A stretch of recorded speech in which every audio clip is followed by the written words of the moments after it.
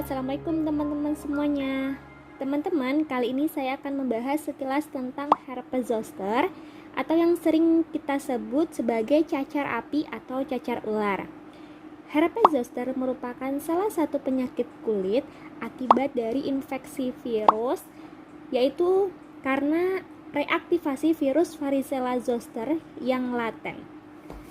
Kita tahu ya teman-teman, setelah seseorang itu menderita cacar air, varicella zoster virus akan menetap dalam kondisi dorman atau laten, terutama dalam sel neuronal, sel satelit ganglion radix dorsalis, dan ganglion sensoris saraf kranial, dan kemudian menyebar ke dermatom atau jaringan saraf yang sesuai dengan segmen yang dipersarapi. Yang jadi pertanyaan adalah mengapa virus dari varicella zoster virus tersebut aktif kembali, teman-teman? Itu diakibatkan karena adanya penurunan imunitas seluler sehingga virus tersebut dapat kembali aktif dan menyebar melalui saraf ke kulit dan menimbulkan penyakit herpes zoster ini. Kemudian faktor-faktor apa lagi yang berpotensi menyebabkan reaktivasi dari varicella zoster virus? Yang pertama adalah usia lanjut, kemudian keadaan imunokompromis, penggunaan obat-obatan imunosupresif, penderita HIV/AIDS, transplantasi organ, keganasan, terapi steroid jangka panjang, stres psikologis, trauma, dan tindakan pembedahan.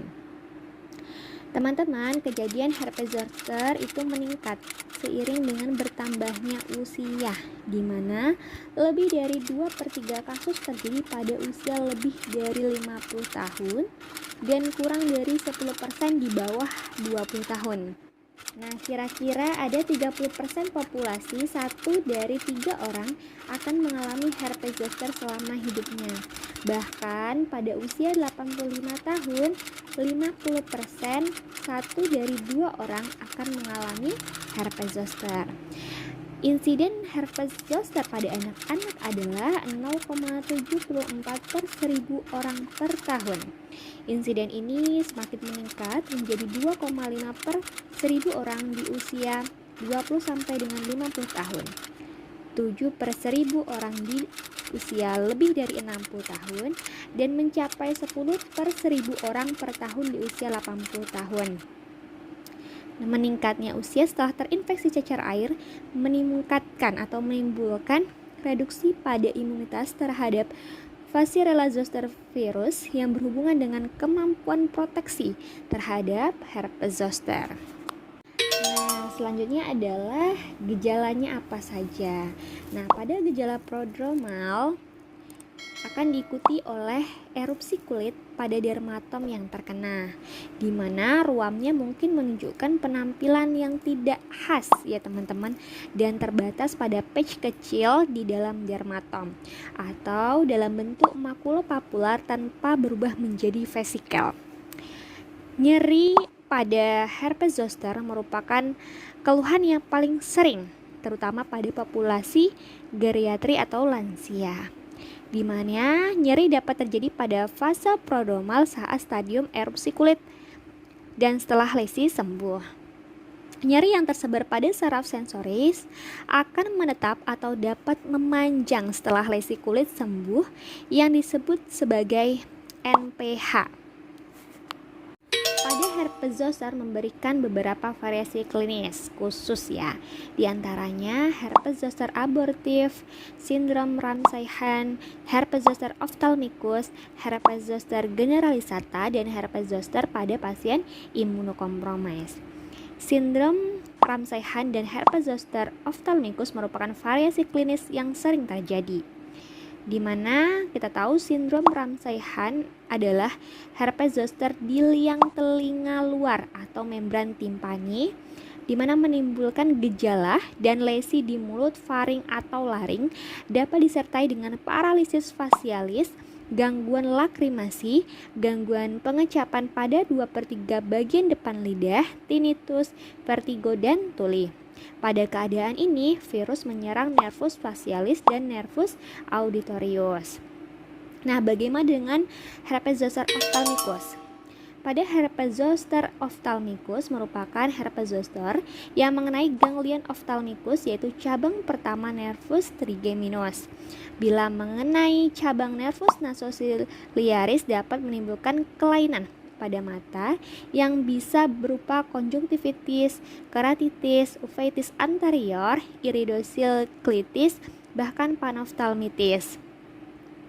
Herpes zoster generalisata atau disseminata muncul dengan lesi utama yang disertai penyebaran vesikel-vesikel soliter pada tubuh. Keadaan ini dapat dijumpai pada pasien imunokompromis atau geriatri atau lansia. Lalu, apakah herpes zoster dapat menimbulkan komplikasi? Berikut adalah beberapa komplikasi akibat dari infeksi herpes zoster. Kita tahu infeksi herpes zoster merupakan infeksi virus yang bersifat self-limiting disease atau bisa sembuh sendiri seperti itu ya teman-teman. Namun dapat menimbulkan komplikasi terutama pada pasien lansia dan pasien dengan keadaan imunokompromis. Komplikasi neurologi termasuk komplikasi yang paling serius dan sering terjadi, yaitu berupa NPH atau neuralgia pasca herpetik, di mana didefinisikan beragam sebagai nyeri yang timbul setelah erupsi sembuh atau nyeri yang menetap pada dermatom yang terkena selama 3 bulan. Setelah erupsi kulit herpes zoster itu menghilang, nyerinya tetap masih dirasakan seperti itu. Berdasarkan onset muncul nyeri, NPH digolongkan menjadi 3, yaitu akut herpetik neuralgia, yaitu muncul dalam 30 hari setelah timbulnya ruam pada kulit, subakut 30 sampai dengan 120 hari, dan post herpetik neuralgia, nyeri yang menetap minimal 120 hari atau 3 bulan. Seperti itu. Selanjutnya, komplikasi yang sering terjadi adalah komplikasi mata, di mana lesi mata terjadi pada 20 sampai dengan 70% kasus dengan herpes zoster ophthalmicus. Berbagai kemungkinan komplikasi yang luas antara lain ptosis paralitik, keratitis, skleritis, uveitis, chorioretinitis, dan neuritis optik. Lalu bagaimana pengobatan pada herpes zoster? Terapi pada kasus herpes zoster bertujuan untuk mempercepat proses penyembuhan lesi, mengurangi keluhan nyeri akut, mengurangi risiko komplikasi NPH. Antiviral memberikan terapi. Agen antiviral yang direkomendasikan adalah acyclovir 5x800 mg per hari selama 7 sampai dengan 10 hari. Valacyclovir 3x1 gram per hari selama 7 hari. Famciclovir 3x500 mg per hari selama 7 hari, di mana fungsinya adalah untuk menghambat replikasi dari varicella zoster virus. Di mana obat-obat tadi ya teman-teman, itu adalah dosis untuk orang dewasa.